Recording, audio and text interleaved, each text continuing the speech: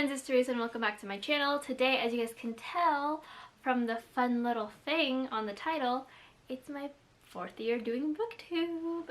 And I also ended up changing my channel name. So let's just kind of get into the video.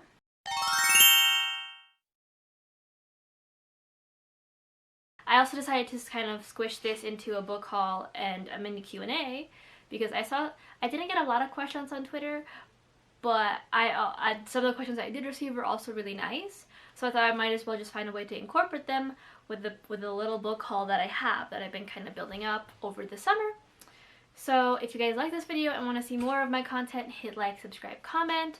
So let's just kind of jump right into it. So let's address the elephant in the room. Me changing my channel name and all of my subsequent social medias. I've been meaning to change it for a while. When I first started my channel 4 years ago and posted my video 4 years ago, I used Teresa as a placeholder, or like Bookish Teresa as a placeholder. Also, I apologize if I'm not looking at the camera. I'm not wearing contacts. It's too smoky. Like where I live, I'm currently suffering enough smoke to give me lung cancer. That's how bad it is where I am at right now. I don't know how bad it is in California, but next door, these set of lungs are not happy, and which means my contacts are not happy because it's super dry, no matter what I do. So I've been wearing my new glasses, but there's a glare and I don't feel like setting up a second tripod, so I'm going in it blind. But anywhoosie, like I said, Bookish Teresa is just kind of a placeholder. I made it just so I had a YouTube channel, just so I had a username and something to work with, considering the fact that I was going to start a booktube, but I didn't know exactly what I wanted my channel to look like.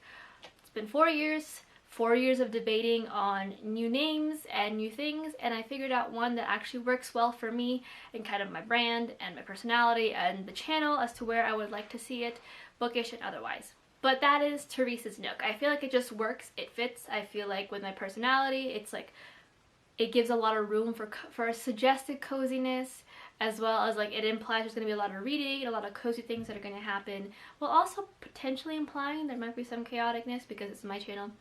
We all know how chaotic I can get. If you guys have seen me on live streams, you see exactly how chaotic I can get.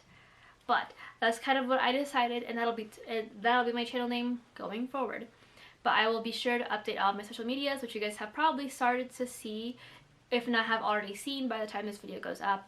I updated my Instagram on Monday, which is today, and then I'll be updating Twitter and Goodreads and all the other weird stuff in between as the week goes along, just kind of lean into it.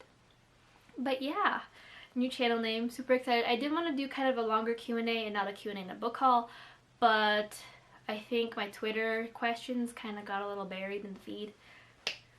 So I did have a couple of friends throw in some questions, and I wasn't going to do it, but since the questions were really interesting and I like kind of going into it and talking about it, and I will find a way to talk a lot about them, I thought I would just kind of get into it, and I will answer a single question and then haul a couple of books and then answer a question. So yada yada yada. Let's start off with Connor because he was the one who answered first, and we all love someone who is on top of things. And his question is, what book that you've read recently would you like to see adapted into a movie? I actually have this book, and I guess I'll also haul it while we're at it. But right now, there would be 2 books. One of them is The Bone, which I will also haul in a minute. But the first book, and right now the book that I'm currently obsessed with, is We Hunt the Flame by Hafsa Faizal. This is a YA high fantasy novel, though I would say I would like to see it a little bit more in the NA spectrum. I feel like it do really well. But this is about a huntress who kills, she hunts things, you know? You have to kill things when you hunt it. But she hunts things in order to keep the people in her town safe. On the opposite spectrum of that, there is Nasir, who is the Prince of Death. He is an assassin and he kills to live. Or rather, people die because he is alive. And it just kind of follows them in their weird, twisted world as they're trying to kind of bring back magic to their world. I would love to see this in like a Netflix setting or a TV show or a movie. I think this one might be a little better as a TV show. I think The Bone Witch might do better as a movie, but I think if we were to do it as a movie, I'd love to see it as a Netflix movie. I think it'd do really well as like something that, or like a higher production kind of movie, because this is like set in a very fantastical world with lots of like Arab representation, I believe. It's BIPOC, and we get to see a lot of like the desert and just like that terrain and a lot of the different culture that comes with it. I love it. I am almost done with it. I'm probably going to finish this tonight. and cry over it, but I will discuss more of my thoughts about this in my August wrap-up or my September wrap-up, because I don't know how many books I've read this month that'll actually really give me a chance to do a wrap-up. But you'll see an upcoming wrap-up soon, just I don't know when. The next one that I would like to see as a movie, actually this one, I think this one might translate better as a movie, is The Bone Witch by Rin Chupeco. This is another YA high fantasy following young Thea, who finds out she is a bone witch that can kind of maneuver the dead and bring them back to life and so on and so forth, and because of this she is sent away into the royal kingdom's like city to train as a bone witch while a war looms closer to their kingdom. This one gave me such Studio Ghibli and Memoirs of a Geisha vibes. I think the two blended really well together, and I think seeing that adapted onto a screen would just translate so well, because you can see kind of a montage of all of her training and all of her getting used to like her powers, whereas I feel like if this was expanded into a TV show, there would be some filler episodes going on. But I think this one would do really well as a movie. The next question, or sets of questions, which I will not do this, is from my friend Angie, whom I love on this channel. What is your favorite video that you've ever made? I would have to say, that's a hard one, because I do a lot of videos, and I feel like I always, unless it's a kind of a more like, I guess like standard video, like a wrap-up or review, I love all the videos that I do. They're just so much fun to me, and I like being able to show those different sides. But let me see what video I really have enjoyed so far. I think right now one of my favorite videos is probably the video where I talk about the books of Filipino authors you can pick up for API month, or yeah, API or AAPI month, depending on where you are in the world. I know there's quite a lot of Filipino booktubers that I still need to follow and like pay more attention to.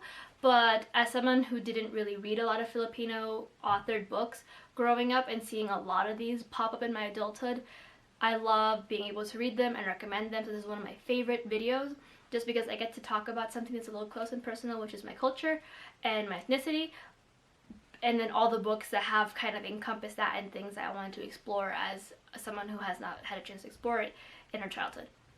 So I love that video. I will leave it linked down below for y'all. Who are some of my favorite auto-buy authors? Now this one's not that big of a surprise to anyone, but we're going to go with Taylor Jenkins Reid, Cassandra Clare, Anna Marie McLemore, Adam Silvera, Madeline Miller. Love me a good Madeline Miller. Elizabeth Acevedo. Yeah, those guys are my favorites. They're my absolute favorites of all time. I will always be buying their books in some capacity or borrowing their books. And then what is one book you've always been intimidated to read? There's so many. I've always wanted to read something by Brandon Sanderson. I feel like he's like a staple on BookTube, but at the same time, not so much like all the hype is like turning me off, but it's turning me off. There's just so much hype where everyone's like, oh yeah, if you want to read this for fantasy, it's the first thing you go to, or for sci-fi, it's the first thing you go to. Another one would be a lot of classics. I had to unhaul Les Miserables. I can't. My French is gone. Les Mis, because it was too thick and I didn't see myself picking it up in the future. I currently have Alexandre Dumas' The Three Musketeers, like the entire collection. Even, I believe, including D'Artagnan's Life After, or 25 Years After. A super scary book to read. It's like, I'm planning on reading it sometime. I think I'm going to try to do a 24-hour readathon at some point in my life. When that is, I don't know. But we'll try. But yeah, those are kind of the books that I'm most scared to read. Not because, just because they're tomes. Like, I love me a thick book. Y'all know this. I have a lot of tomes on these shelves. But sometimes it's like, when you look at it and then you have to think about like the historical context and like the fan following and the other things you don't really understand. It's a frightening thing. It's frightening. The next set of books are currently sitting in between my legs because this is where we are. But one of them I'm probably going to unhaul. I'm not going to lie. But I thought I'd include it because I never actually hauled it in a video. But that is Something in Between by Melissa de la Cruz. YA contemporary following young Jasmine Santos, who finds out she's an undocumented immigrant and has to kind of traverse that. We all know how I feel about this book. I'm not going to get into it. It was not the best time for me. It was not the best time. The next one is one that I've been hunting down for a minute, or like been meaning to buy for a minute, and my boyfriend kindly purchased it for our anniversary this past month, and that is Philippine Myths, Legends, and Folktales by Maximo de Ramos. This is basically a collection of all of like a bunch of Filipino folktales and mythologies, and you all know I've been trying to learn more about like Filipino myths and the words and the things that come with it, and like I don't know if this one will include the pantheon. I think it does, because it talks about why the sun is brighter than the moon. But I've been meaning to learn more about like the mythology and like the polytheistic religion that was in the Philippines before, you know, the Spanish came. So I'm very grateful he bought this book for me for anniversary. The next one is The Farm by Joanne Ramos. This is an adult kind of dystopian, I want to say, almost medical dystopian, following this young immigrant girl who wants to give her family a better life and joins the farm, where she is basically a surrogate and taken care of for all 9 terms, and in those 9 terms she will end up with a really huge prize that can basically change her life forever. One of my favorites of the year, highly recommend it. And the last one for this set, because I still have a few more books to go, but that is going to have to be Arsenic and Adobo by Mia P. Manansala. This is an adult cozy mystery, which is very interesting to me, following a young girl who returns home after kind of dropping out in a failed relationship, only to try and date her ex-lover from high school and to have that fail. Now she ends up being the prime suspect of a murder when he ends up dying after eating one of the foods she served him. Lots of things. It does really fit a cozy mystery or like a cozy thriller. I also call it like a light thriller, because it's not as heavy as most thrillers are, but I highly recommend it. Again, another favorite of the year. Let's go next with Charlotte, whose question is, if there is one thing you could change in the 4 years you've been on BookTube, what would it be? I would guess taking it more like seriously. I started about in 2017, which is kind of like not the height of BookTube, I want to say, but like kind of like that last little leg where it was like booming. And I did take a year, I want to say a year or two, just doing it casually. I really created a BookTube just because I didn't have a lot of friends to talk about books with, or at least the kind of books that I read. Especially since I am an English major, or was an English major, and I did have quite a lot of friends who read, but they didn't read the same books I did. So I really did make it with that purpose in mind, and I didn't like do any promoting. I didn't really share the fact that I was doing videos for the longest time. I think it took me about like maybe a year and a half before I started actively promoting my things, and that was mainly because I did end up making lots of good friends in the group chat, the infamous group chat. I didn't start promoting it until then, which I wish I kind of did. Not because I think I would have had a bigger following, but I think I would have had a different kind of like mindset around it almost, if that makes sense. Because I did this very casually. I didn't do it as actively as I try to do now. But also, I don't mind that I didn't, because I like having the casual aspect of still being able to upload videos, and I don't think I would have had the same amount of people and the same kinds of friends that I would have made had I been so active in promoting. I'm gonna have to go with 2 more books, and that is The Lost Mage by Ben Alderson. This is a dark, he says it's YA, but I feel like it fits more NA. It's a dark YA high fantasy following a young Maximus who finds out he has been the long lost mage that everyone has been looking for 50 or so years. And now that he is such a coveted being, he doesn't know who to trust, how to trust, or what he should do with his newfound powers. The next one is actually a present from a friend of mine. I believe this was from Andrea. I need to start finding a better way to like remember, but I tend to put all of like the books I get from Amazon, like the little stickies, either in my bullet journal or I paste it into my bullet journal. But this was from Andrea, and this is Crave by Tracy Wolff. I've been meaning to buy this, but this is a YA paranormal romance, and y'all know how trash I am. It gives me a lot of Twilight vibes. We're here for it. There are vampires, there are werewolves, there are a lot of things in between. TB and Andrea liked it. Connor also enjoyed it. I'm happy to be joining this bandwagon. And we're gonna move on to my lovely friend Anya from this channel, but some of her questions is, one of it is what is my favorite Filipino food? There's so many. There's so many.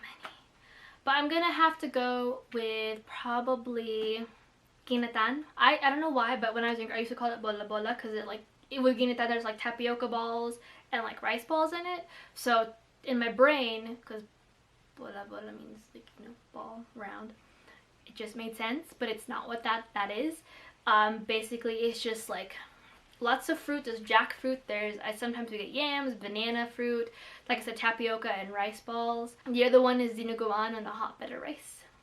For y'all vegans, I'm sorry, I might traumatize y'all a little bit, but dinuguan is basically meat. It literally translates to, what is it?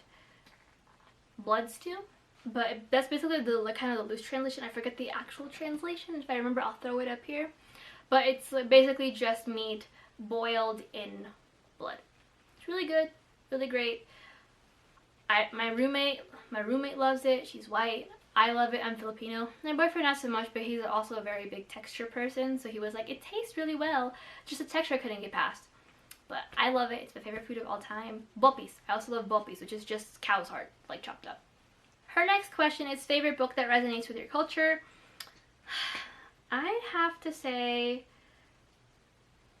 I've read quite a lot of books, but I think one that kind of resonates a little bit with how much Filipinos love, I just told it too, how much Filipinos love their food and how much we speak through our food with our love language. Like, if there could be a love language which is just cooking and giving your food, like your family food, it would be like it would be to a lot of like Asian families, specifically Filipinos, and a lot of like kind of like that loyalty you have to your family. It probably would be arsenic and adobo. It just encompasses kind of a lot of the things like that I see in my family, which is like the loyalty that we have, as well as this love for books, and not for books, for food and eating. Like, my sister and my mom can bake for days and they'll be great at it. My mom can cook for days and it'll just taste amazing. I'm slowly getting into it, and I do actually really enjoy cooking. I just don't have any Filipino recipes, but literally it's like one of my love languages is just cooking. Like, I would, for like a lot of like for a couple of my exes when they lived in the area, I would bake for them. I made someone a strawberry tart a few years ago. Cooking is just like, I don't cook or bake often, but when I do, it's like, here is my love. Like, my roommate got back from a camping trip last week and I was like, I'll make beef stroganoff because I know you like it so much. It's just like, it's what I do. It's just the gut reaction is to cook or bake. Hi. She's asking all of the heavy questions, but the next one is, do you ever feel disconnected from your culture? Why or why not? Sometimes I do, sometimes I don't. I feel like there's a lot of unnecessarily hurtful ideals, primarily with mainland Filipinos versus diaspora Filipinos, in terms of like, if you don't know your language, how Filipino can you be? You know? And that is the one thing that has kind of like, I'm gonna get a little teary-eyed, but it's fine, but like growing up, that has kept me from really feeling fully Filipino. I guess it's the best way I can put it, but there's like, I talk about this with my boyfriend a lot, and I've kind of come, like, having a lot of friends who are very accepting and who are full on, like, can speak Tagalog or like the other like languages in the Filipino like branch, and to have them be so accepting, I feel a little more Filipino, and I can kind of like focus on the things that I want to in terms of learning about my Filipino culture, as in like the things I'm interested in, like the mythologies that we have, the pantheons, the other aspects of our culture, how we used to dress, everything else in between, like I guess defines a Filipino more in a sense, rather than just knowing the language. Then our last question is English your first language? And hindi.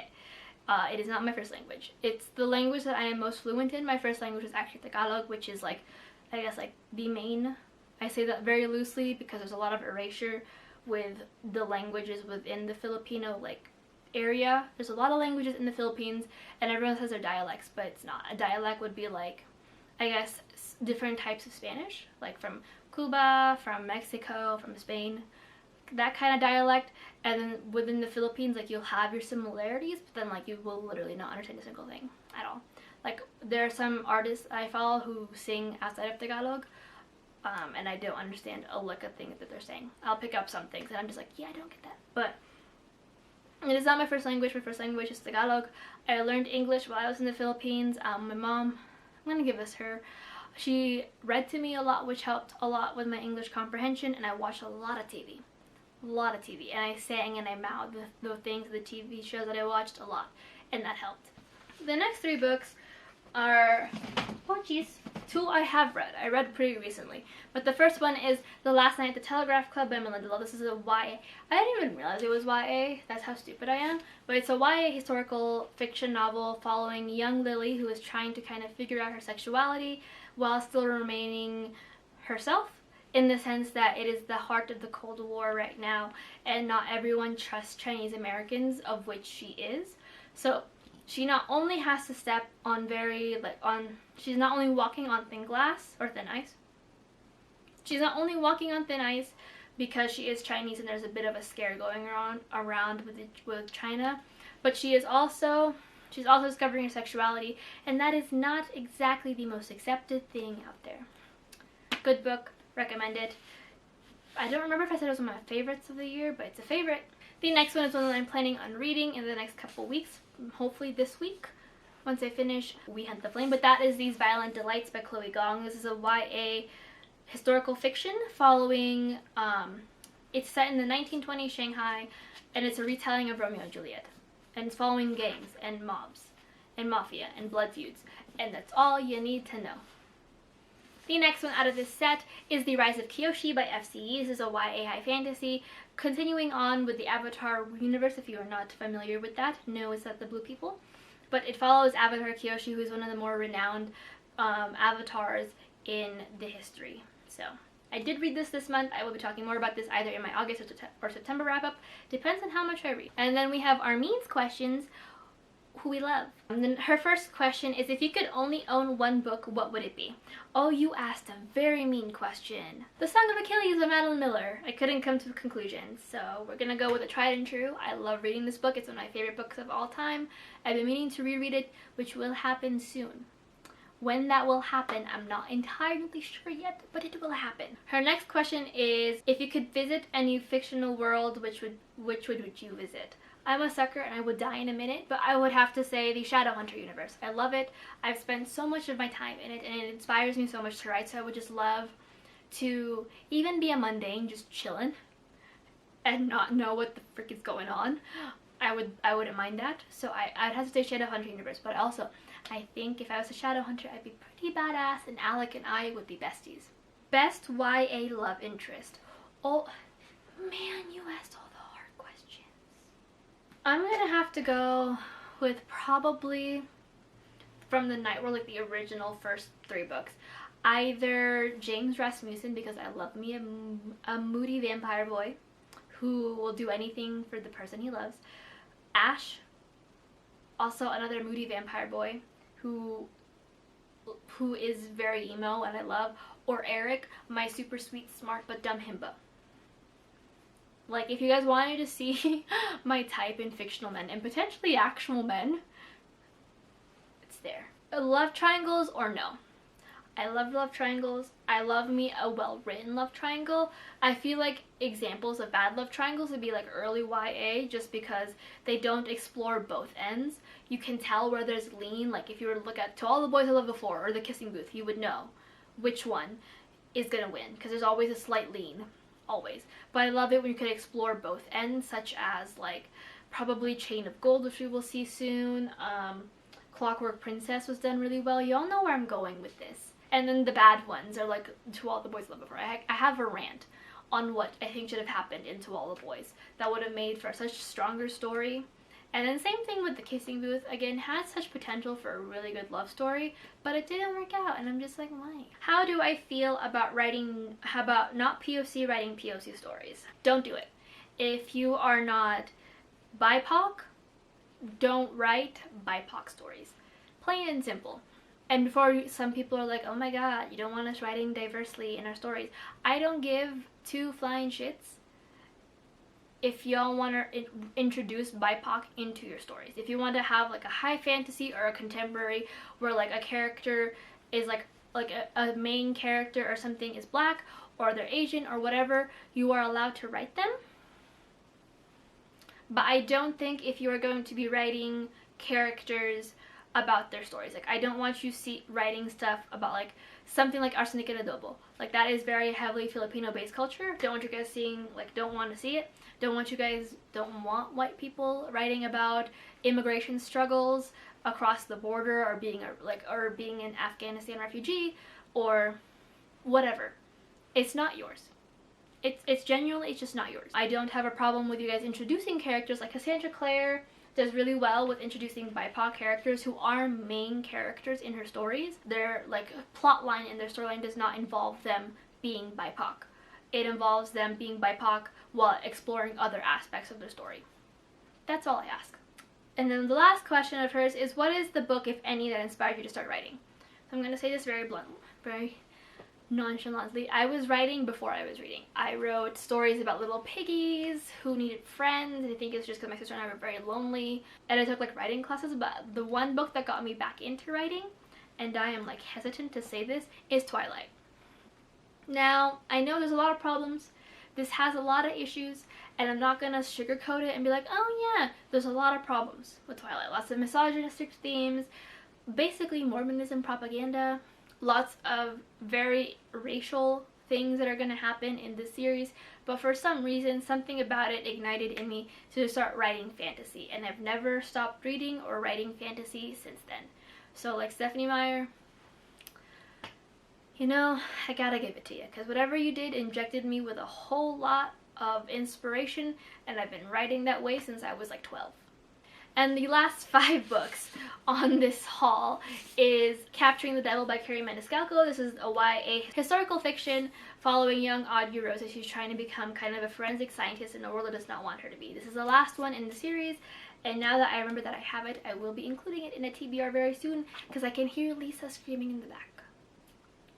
The next one is The Silent Patient by Alex Michaelides. Michaelides? I'm gonna say Michaelides because I feel like you have a very Greek sounding name, sir. But this is an adult thriller following a therapist who's trying to figure out why his patient killed her husband and went silent seemingly right after. I've heard such good things about this one. I want to read this book before I read the next book of his, so that one has been seen with some mixed reviews. But I'm excited for this one at least, because it seems like it's going to talk about more of the psychological aspect of thrillers, and I'm very stoked. The next one is one that my friend got me for my birthday, and that is Upon a Burning Throne by Ashok K. Banker. I don't know a lot about this book. Jesse from Bow Ties and Books had reviewed it, and I really enjoyed their review. It talks about demons and demigods, and my friend Sam got it for me, and it's a tome. It's a little thick, so I will definitely keep an eye out for this one, because I'm going to have to do a reading vlog on it, because this is too long for a book review in my honest opinion. So yeah, but I'm very excited to pick this up.